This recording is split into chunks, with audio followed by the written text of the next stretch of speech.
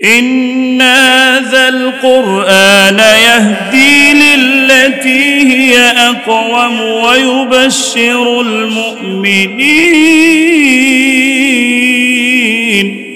الذين يعملون الصالحات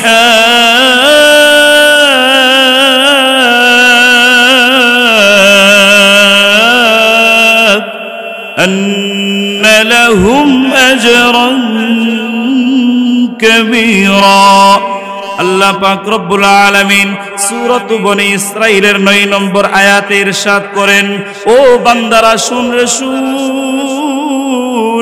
সূরাত বনী ইসরাঈল 9 নম্বর আয়াতে আমি আল্লাহর পক্ষ থেকে ইরশাদ হয়েছে, বর্ণিত হয়েছে, নিশ্চয় এই কোরআন, ইন্না হাযাল কোরআন ইয়াহদি লিল্লাতী হিয়া আকওয়াম, এমন এক মহাগ্রন্থ আল কোরআন যেই কোরআন মানুষকে পথ দেখায়, ইয়াহদি লিল্লাতী হিয়া আকওয়াম, মানব জাতিকে পথ দেখায়, মানব জাতিকে সঠিক পথে পথ প্রদর্শন করেন, যেই পথ হলো ন্যায়সঙ্গত, যেই পথ হলো সঠিক যুক্তিসঙ্গত, যেই পথ হলো সিরাতে মুস্তাকিম, যেই পথে চললে বান্দা তোমার কোনো চিন্তা নাই, যেই পথে চললে তোমার ঠিকানা হবে জান্নাত, যেই পথে চলতে পারলে তোমার ঠিকানা হবে চিরস্থায়ী সুখময় জান্নাত।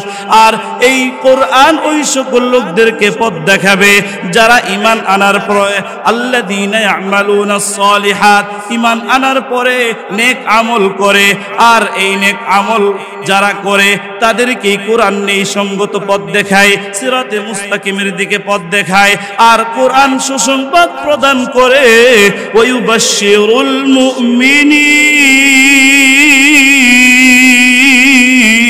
নিশ্চয়ই কোরআন সুসংবাদ প্রদান করে ওই সকল লোকদেরকে যারা 1 নম্বর ঈমান এনেছে, যারা নেক আমল করেছে, তাদেরকে কোরআন সুসংবাদ প্রদান করে যে নিশ্চয়ই তোমাদের কোনো ভয় নাই, তোমাদের কোনো টেনশন নাই, ঈমান আনার পরে নেক আমল যেহেতু করছো, তোমাদের জন্য সুসংবাদ হলো পরকালে আমার রবের পক্ষ থেকে তোমাদের জন্য চাকচিক্যপূর্ণ অট্টালিকা জান্নাত তৈরি করে রেখেছেন।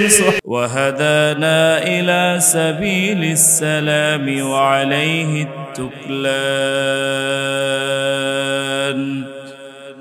أما بعد فأعوذ بالله من الشيطان الرجيم بسم الله الرحمن الرحيم إن هذا القرآن يهدي للتي هي أقوم ويبشر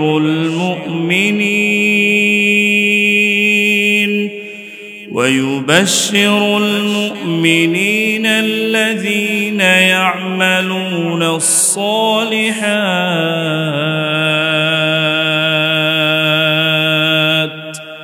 أن لهم أجرا كبيرا وأن الذين لا يؤمنون بالآخرة أعتدنا لهم عذابا أليما صدق الله مولانا العظيم. وقال النبي عليه الصلاة والسلام إن الله يرفع بهذا الكتاب أقواما ويضع به آخرين أو كما قال النبي عليه الصلاة والسلام. সকলে মোহব্বতের সাথে পড়ি। বালাগাল উলা বিকামালিহি কাশাফাদ দুজা বিজামালিহি হাসুনাত জামিউ খিসালিহি সাল্লু আলাইহি ওয়া আলিহি। আলহামদুলিল্লাহ, আমরা মহান আল্লাহ পাকের দরবারে লাখ কোটি শুকরিয়া ও কৃতজ্ঞতা জ্ঞাপন করব যে মহান রব্বুল ইজ্জত আমাদেরকে তালিমুল কোরআন মাদ্রাসা ও ইতিমখানা ঝাউচর হেমায়েতপুর সাভার ঢাকায়ের উদ্যোগে আয়োজিত আজকের 11তম ইসলামী মহাসম্মেলন ও ইসলাহি মজলিসের সম্মানিত সভাপতি এবং উপস্থিত উলামায়ে কেরাম এবং দিন প্রিয় ইসলাম প্রিয় যুবক ভাইরা এবং বুড়া বাবারা, আমার পর্দার আড়ালে অবস্থানরত অত্যন্ত শ্রদ্ধাশীল মা ও বোনেরা, মহান আল্লাহ পাকের দরবারে লাখ কোটি শুকরিয়া ও কৃতজ্ঞতা জ্ঞাপন করি যে মহান রব্বুল আলামিন আমাদেরকে আজকের এই মহতি জলসায় মাগরিবের নামাজের পরে দিনী আলোচনা করা এবং শোনার মতো মানসিক প্রস্তুতি নিয়ে আসার বসার তৌফিক এনায়েত করেছেন। সেই জন্যে সেই রব্বে কারিমের দরবারে জবান খুলে শ্রদ্ধাজড়িত কণ্ঠে বিনয় অবনমিত চিত্তে কালিমাত শুকুর একসাথে এক আওয়াজে পাঠ করি আলহামদুলিল্লাহ। মুহতারাম হাজিরিন, আমি আপনাদের সামনে সূরাত বনী ইসরাঈলের 9 নম্বর আয়াত এবং রসুলের অসংখ্য হাদিস থেকে একটি হাদিস পাঠ করেছি। আয়াত ও হাদিসের আলোকে আমি আপনাদের সামনে কোরআনে কারিমের কতটি হক রয়েছে মানব জাতির উপর, আর কতটি হক আদায় করলে আমরা জান্নাতবাসী হতে পারবো সেই সম্পর্কে আলোচনা করার চেষ্টা করব। ওমা তাওফীকি ইল্লা বিল্লাহ।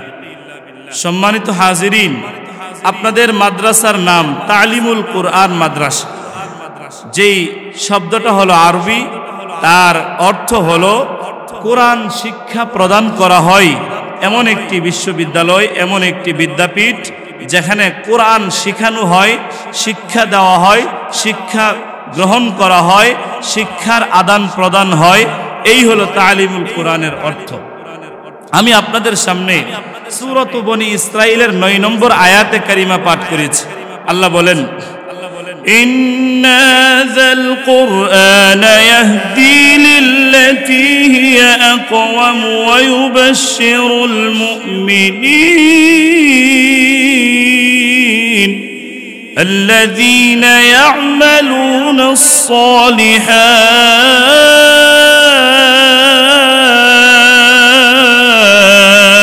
الصالحات أن لهم أجرا كبيرا। আল্লাহ পাক রব্বুল আলামিন সূরাত বনী ইসরাঈলের 9 নম্বর আয়াতে ইরশাদ করেন, ও বান্দারা শুন রে শুন। সূরাত বনী ইসরাঈল 9 নম্বর আয়াতে আমি আল্লাহর পক্ষ থেকে ইরশাদ হয়েছে, বর্ণিত হয়েছে, নিশ্চয় এই কোরআন ইন্না হাযাল কোরআন ইয়াহদি লিল্লাতী হিয়া আকওয়াম, এমন এক মহাগ্রন্থ আল কোরআন যেই কোরআন মানুষকে পথ দেখায়। ইয়াহদি লিল্লাতী হিয়া আকওয়াম, মানব জাতিকে পথ দেখায়, মানব জাতিকে সঠিক পথে পথ প্রদর্শন করেন। যেই পথ হলো ন্যায়সঙ্গত, যেই পথ হলো সঠিক যুক্তিসঙ্গত, যেই পথ হলো সিরাতে মুস্তাকিম, যেই পথে চললে বান্দা তোমার কোনো চিন্তা নাই, যেই পথে চললে তোমার ঠিকানা হবে জান্নাত, যেই পথে চলতে পারলে তোমার ঠিকানা হবে চিরস্থায়ী সুখময় জান্নাত। আর এই কোরআন ওই সকল লোকদেরকে পথ দেখাবে যারা ঈমান আনার পরে আল্লাযীনা ইয়ামালুনাস সালিহাত, ঈমান আনার পরে নেক আমল করে।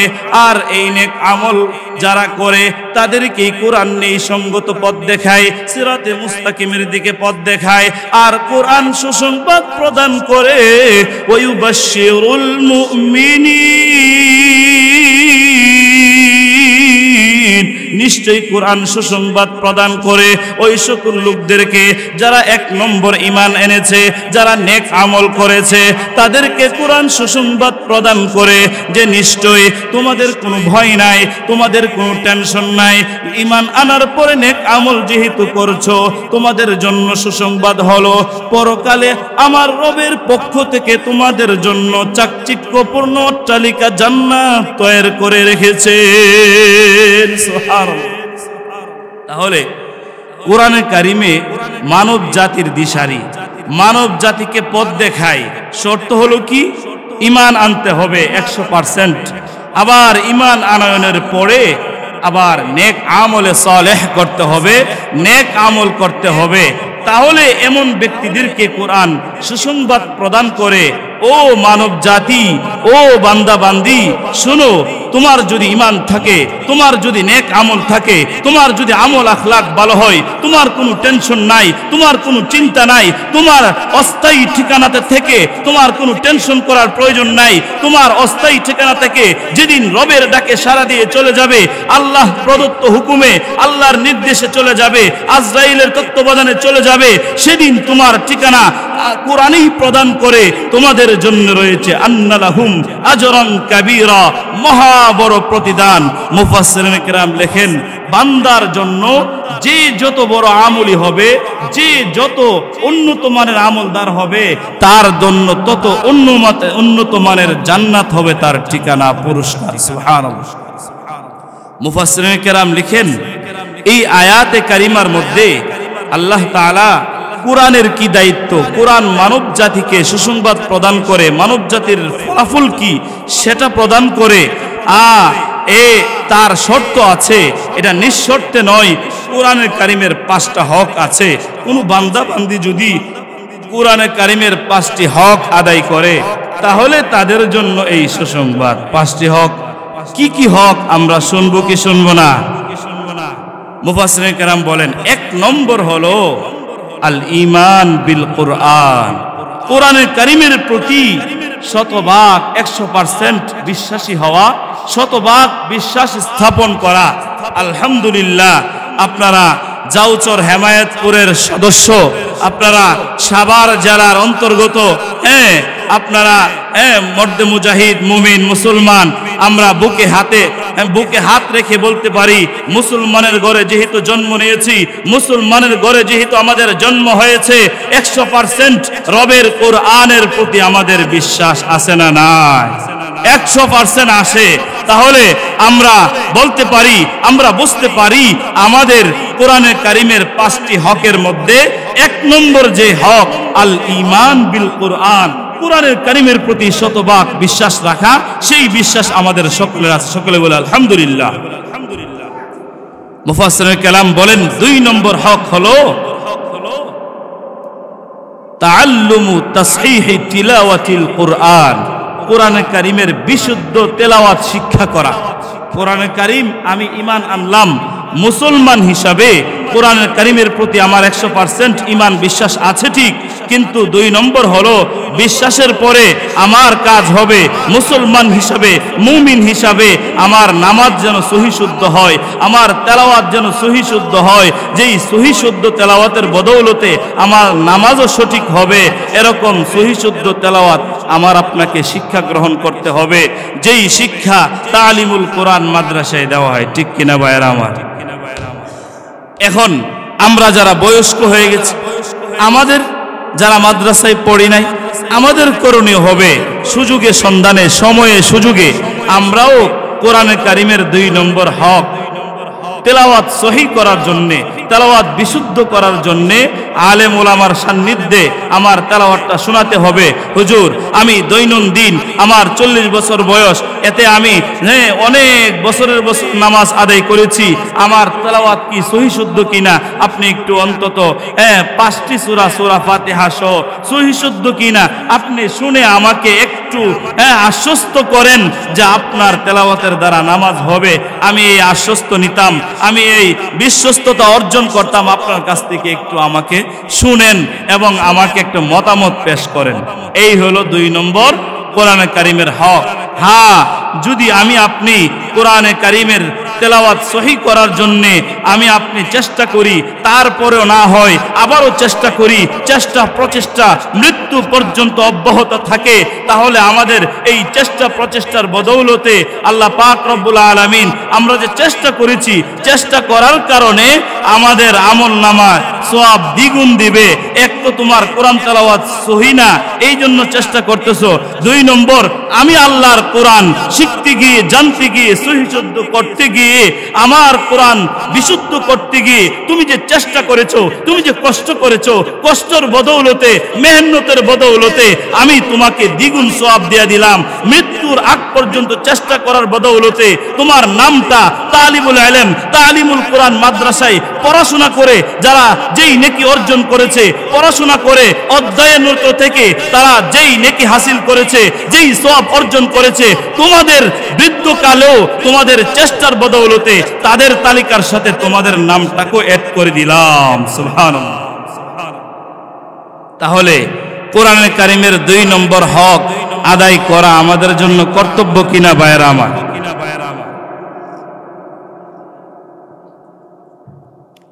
তাহলে কোরআনে কারিমের 2 নম্বর হক আদায় করার জন্য আমার আপনার চেষ্টাটা জারি থাকতে হবে। আল্লাহ তাআলা এই কথা বলেন নাই যে চেষ্টা করো, যদি না পারো খবর আছে, এই কথা বলছেন। চেষ্টা করো বান্দা, দেওয়ার মালিক, পরিপূর্ণ করার মালিক। আস-সাইয়ু মিন্না ওয়াল ইতমামু মিনাল্লাহ। বান্দার পক্ষ থেকে চেষ্টা হবে, পরিপূর্ণ করে দেওয়া আমি আল্লাহর দায়িত্ব।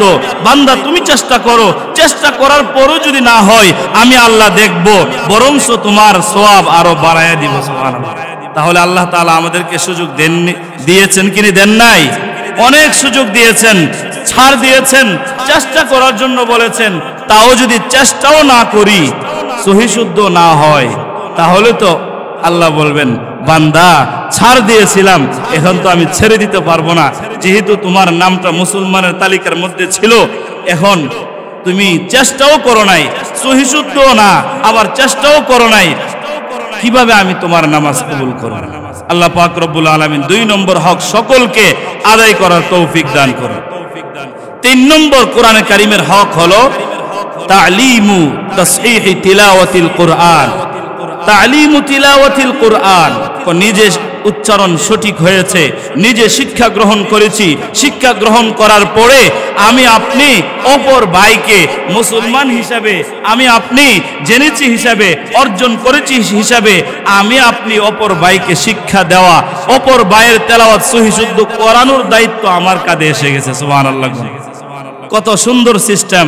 একজন যে শিখেছেন তার জন্য দায়িত্ব চলে এসেছে 3 নম্বর দায়িত্ব, অপর ভাইকে শেখানো। তাহলে বোঝা গেল আমাদের সমাজের মাঝে যদি কেউ শিখে ফেলেন, তাহলে তার জন্য দায়িত্ব হবে অপর ভাইকে শেখানো। তাহলে শিক্ষা দেওয়া, শিক্ষার আদান প্রদানটা এটা ব্যাপক হয়ে যাবে, সহজ হয়ে যাবে। এটা প্রচলন একেবারে মামুলি, ব্যাপক হারে প্রচার প্রসার হবে, তখন আমার আপনার জন্য শিক্ষা একেবারে সহজ হয়ে যাবে। এরপরেও যদি আমরা না শিখি, তাহলে কিন্তু ছাড় নাই। 4 নম্বর হলো কোরআনে কারিমের 4 নম্বর হক হলো কোরআনে কারিমের অর্থ বোঝার জন্য চেষ্টা করা। কি করা? সকলে আমার সাথে বলেন। 4 নম্বর হক কি? কোরআনে কারিমের তালিমুল কোরআন। আপনাদের এলাকায় অবস্থিত মাদ্রাসার নাম হলো তালিমুল কোরআন, যেটা হলো কোরআনে কারিমের 3 নম্বর হক, অপরকে শিক্ষা দেওয়া। তাহলে 4 নম্বর হক হলো আল ফাহমু বিল মিনাল কোরআন, ফাহমুল কোরআন ওয়া ইফহামু। কোরআন কারিমের অর্থ বুঝা, আবার বুঝার পরে অপর ভাইকে বোঝানোর চেষ্টা করা। অর্থ কেন বুঝা? কারণ আমি আপনি যে সূরা ফাতিহা 5 ওয়াক্ত দৈনন্দিন নামাজের মধ্যে তেলাওয়াত করতেছি, এই তেলাওয়াতের অর্থ আছে, এই তেলাওয়াতের মর্ম আছে, এই তেলাওয়াতের একটা সার কথা আছে, এই তেলাওয়াতের একটা ভাষা আছে, এই তেলাওয়াতের একটা মর্মর্থ আছে, যেই মর্মর্থ আমরা আমাদের রবের কাছে ব্যক্ত করি। দুনিয়ার মানুষের কাছে চাইলে মানুষ নারাজ হয়, মানুষের কাছে একবারের জায়গায় যদি 2-3 বার চাওয়া হয় মানুষ অসন্তুষ্ট হয়ে পড়ে। কিন্তু আমার আপনার রব বিশ্ব ব্রহ্মাণ্ডের এক অদ্বিতীয় অধিপতি, যার কাছে চাইলে তিনি কোনো অসন্তুষ্টি ভাব প্রকাশ করেন না। উনি মানুষ বান্দা যতবার চায়, যেই বান্দা তার কাছে যত বেশি চান তত বেশি খুশি হন। সুবহানাল্লাহ। বান্দা যখন নামাজে আমরা দাঁড়ায়া পড়ি, আল্লাহু আকবার সানা পড়ি, আলহামদুলিল্লাহি রাব্বিল আলামিন,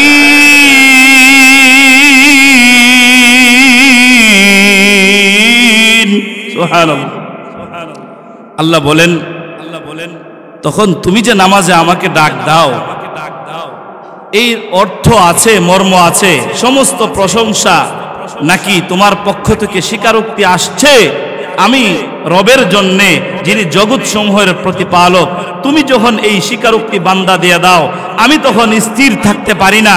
আমার পক্ষ থেকে তোমার স্বীকারোক্তি, তোমার ফজিলত, তুমি যা বলছো, তোমার আবেদন, তোমার নিবেদন, তোমার প্রার্থনা, তোমার আকুল আবেদন, সেই আবেদনের জায়গায় আমার পক্ষ থেকে একটা আওয়াজ যায়, আমার পক্ষ থেকে একটা মেসেজ যায়। বান্দা যখন তুমি পড়ো আলহামদুলিল্লাহি রাব্বিল আলামিন, বান্দা যখন নামাজে আমরা পড়ি আলহামদুলিল্লাহি রাব্বিল আলামিন, তখন আরশ আজিম থেকে রবের পক্ষ থেকে উচ্চারিত হয়, রবের পক্ষ থেকে আওয়াজ আসে, হামিদানি আব্দি, আমার বান্দা আমার প্রশংসা করেছে। ও ফেরেশতারা শুনরা করে শুন, বান্দা নামাজে দাঁড়ায়া আমাকে সন্তুষ্ট করার জন্যে, আমাকে খুশি করার জন্যে, আমার মনের খুশি সন্তুষ্টি অর্জন করার জন্যে সে প্রশংসা করতেছে। আমার জন্য নাকি সকল প্রশংসা, আমি নাকি রব, আমি নাকি শ্রেষ্ঠ, আমি নাকি প্রভু, আমার জন্য নাকি সকল ক্ষমতা, এই স্বীকারোক্তি দিচ্ছে। ফেরেশতারা শুনে রাখো, আমি রবের পক্ষ থেকেও উত্তর হলো হামিদানি আব্দি, আমার বান্দা আমার প্রশংসা করেছে। বান্দা যখন পড়ে আর রহমানির রহিম,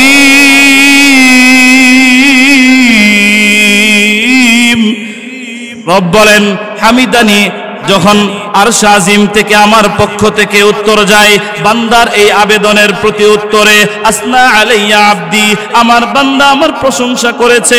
বান্দা যখন পড়ে মালিক ইয়াউমিদ্দিন, সকল বিচার দিবসের মালিক, আমি রবের পক্ষ থেকে উত্তর যায় মাজ্জাদানি আব্দি, আমার বান্দা আমার প্রভুবিয়তকে স্বীকার করে নিয়েছে, আমার বান্দা আমার ক্ষমতা দাপটকে স্বীকার করে নিয়েছে।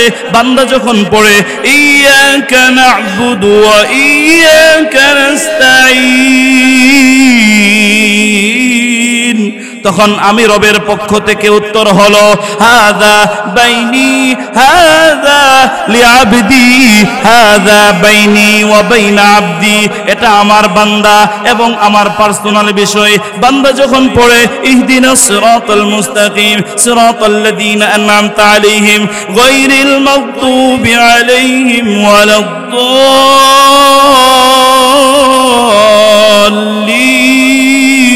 সুবহানাল্লাহ, তখন আমি রবের পক্ষ থেকে উত্তর যায়, আসমান থেকে আরশ আজিম থেকে উত্তর আসে বান্দার জন্য হাযা লিআবদি ওয়া লিআবদি মা সাআলা, এটা আমার বান্দা যা প্রার্থনা করতেছে, আমার পার্সোনাল বিষয়, আমার বান্দা আমার কাছে যা প্রার্থনা করতেছে সেই একটা বিশেষ পার্সোনাল বিষয়, সেটা পূরণ করা, সেটাকে বাস্তবায়ন করা আমি রবের দায়িত্ব।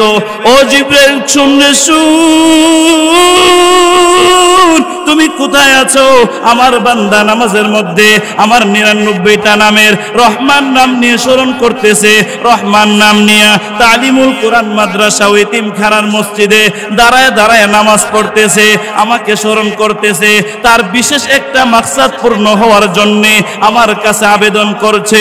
ও জিবরাইল শুনলে শুন, এই মুহূর্তে আসমান থেকে চলে যাও, আমার বান্দা যেই মাকসাদে আমাকে সন্তুষ্ট করার জন্য নামাজ পড়তেছে ওই বান্দার যাবতীয় নেক মাকাসেদ পূর্ণ করে দিয়ে আসো। সুবহানাল্লাহ। তাহলে নামাজের মধ্যে আমরা যেই তেলাওয়াত করি সেই তেলাওয়াত শুধু আমরাই করি না, আমাদের রবও প্রত্যেকটা আয়াতের উত্তরে উত্তরে আমাদেরকে জবাব দেন, বলেন সুবহানাল্লাহ। তাহলে কোরআনে কারিমের 4 নম্বর হক হলো অর্থ বুঝা, অপরকে বোঝানোর চেষ্টা করা। 5 নম্বর হক হলো আত-তাবলীগ বির-রিসালা ওয়া বিল-কুরআন, কোরআনে কারীম রবের পক্ষ থেকে নাজিলকৃত সেই মহাগ্রন্থ আল কোরআনকে নিয়ে প্রচার প্রসার করা, সেই কোরআনের বাণী মানুষের মাঝে ছড়িয়ে দেওয়া, মানুষের মাঝে বয়ান করা। আবার মুসলমান হিসাবে আমরা, মুমিন হিসাবে আমাদেরকেও এই মাহফিল থেকে, দ্বীনি আলোচনা থেকে, ওলামায়ে কেরামের জবান থেকে এই অর্থ বুঝা, মর্ম বুঝার জন্য চেষ্টা করা, না বুঝে আসলেও কোরআন কারীমের অর্থ বুঝে মর্ম বুঝার জন্য অন্তরে একটা আগ্রহ উদ্দীপনা লালন করতে হবে, একটা চিন্তা চেতনা থাকতে হবে। আমি কোরআন রিসার্চ করব, কোরআন ও কোরআনে কারীম এর অর্থ মর্ম তাফসীর ব্যাখ্যা বিশ্লেষণ উলামায়ে কেরাম কখন কি বলেন, আমার জন্য কোনটা করণীয় কোনটা বর্জনীয় সেটা আমি বুঝবো, কিন্তু আমি উলামায়ে কেরামের চেয়ে বেশি বুঝবো না, ঠিক কিনা? তাহলে এই যে আমরা শুনলাম তালিমুল কোরআন মাদ্রাসা মাহফিল থেকে কোরআনের কারীমের 5টি হক আমরা আদায় করতে রাজি আছি তো? তাহলে এই কোরআনের কারীমের হকগুলো আলোচনা যে করলাম, এই আলোচনা থেকে বোঝা যায় আমি আপনার পক্ষ থেকে কয়টা হক আদায় হয়েছে, কয়টি হক আদায় করা দরকার, আমি আপনি নিজেই নিজের বিচার বিশ্লেষণ করতে পারবো। কোরআনের কারীম বোঝার চেষ্টা করব ঠিক, অর্থ শোনার চেষ্টা করব ঠিক, তাফসীর ব্যাখ্যা বিশ্লেষণ শোনার মতো মানসিকতা লালন করব ঠিক, কিন্তু উলামায়ে কেরামের চেয়ে বেশি নয়, উলামায়ে কেরামের থেকে পা বাড়ায়া নয়, উলামায়ে কেরামের প্রতি বৃদ্ধাঙ্গুল প্রদর্শনী করে নয়, উলামায়ে কেরামের প্রতি দৃষ্টতাপূর্ণ আচরণ করে নয়, ঠিক কিনা ভাইরা আমার? আলহামদুলিল্লাহ, বিশ্ব ইজতেমা শুরু হয়ে গেছে, প্রস্তুতি অনেক আশার পথে দেখে এসেছি। অনেক মুসল্লিয়ানে কারাম ঝাঁকে ঝাঁকে ঢুকতেছেন। আল্লাহ তাআলা এই আল্লাহর জমিনে হকের আওয়াজ, সত্যের বিজয় একদিন হবেই হবে, কোরআনের ওয়াদা। সেই সত্যের বিজয় আমরা দেখতে পাচ্ছি। 2025 সালে এই হক বাতিলের যেই দ্বন্দ্ব ছিল 18 সাল থেকে, এই বিশ্ব ইজতেমা, এবারের ইজতেমা সকলের আনন্দের ইজতেমা, এবারের ইজতেমা উলামায়ে কেরামের ইজতেমা, এবারের ইজতেমা হক পন্থীদের ইজতেমা। বাতিলদের কোনো ঠাঁই এদেশে হয়নি, এদেশে কিয়ামত পর্যন্ত হবে না। তাহলে কোরআনে কারীমের আমাদের এই হক বুঝতে হবে, মানতে হবে, লালন করতে হবে, পালন করতে হবে। উলামায়ে কেরামের আলমী সূরার ইজতেমার মধ্যে অংশগ্রহণ করে নিজেদের জীবন ধন্য করব, নিজেদের জীবনটাকে সাজানোর জন্য উপযুক্ত পাথেয় সংরক্ষণ করব, কিন্তু উলামায়ে কেরামের চেয়ে বেশি বুঝে নয়। কোনো এলাকার সাধারণ কৃষক যদি বলে আমি এমবিবিএস ডাক্তারের চেয়ে আরো বেশি অভিজ্ঞ, কোন সময় কি ওষুধ লাগে আমি ভালোই জানি, মোটামুটি কম জানি না, আপনারা কি তার পরামর্শে ওষুধ সেবন করবেন? কখনো সেবন আমরা করব না। কারণ চিকিৎসা করা, চিকিৎসা বিদ্যায় যিনি পারদর্শী ওনাকেই শ্রদ্ধা করতে হবে, ওনাকেই মানতে হবে, ওনার ট্রিটমেন্ট মেনেই আমরা, সাজেশন মেনেই আমাদের চিকিৎসা সেবা গ্রহণ করব, ঔষধ সেবা গ্রহণ করব, ঔষধ সেবন করব, তাহলেই আরোগ্যতা হাসিল করব। ঠিক তদ্রূপ উলামায়ে কেরাম কোরআন হাদিসের বিষয়ে বিজ্ঞ, কোরআন হাদিসের বিষয়ে বিশ্লেষণকারী, তারা এই বিষয়ে শ্রম দিয়েছেন। ছোটবেলা থেকে একেবারে যৌবন কাল, একেবারে মৃত্যু পর্যন্ত তারা গবেষণায় লিপ্ত। তাদের চেয়ে জনগণ আমরা বেশি বুঝবো না। তারা যেই ব্যাখ্যা বিশ্লেষণ দেন, যখন যেই আদেশ নির্দেশ প্রদান করেন, সেটাই সঠিক, সেটাই মানব। তাছাড়া যদি ভিন্ন কোনো দৃষ্টতাপূর্ণ আচরণ কেউ দেখায়, আমরা বুঝে নিব সে কোনো আলেম নয়, সে কোনো দিনদার নয়, সে কোনো মুহাক্কিক হইতে পারে না, সে কোনো মুবাল্লিগ হইতে পারে না, সে 1 নম্বর শয়তান আর দালাল, ঠিক কিনা? আল্লাহ পাক রব্বুল আলামিন আমাদের সবাইকে জীবনের পাথেয় সংরক্ষণ করে সিরাতে মুস্তাকিমের উপর চলার তৌফিক দান করুন। ওমা তৌফিক ইল্লা বিল্লাহ ওয়া আখিরু দাওয়ানা আলহামদুলিল্লাহি রাব্বিল আলামিন। আসসালামু আলাইকুম ওয়া রাহমাতুল্লাহ।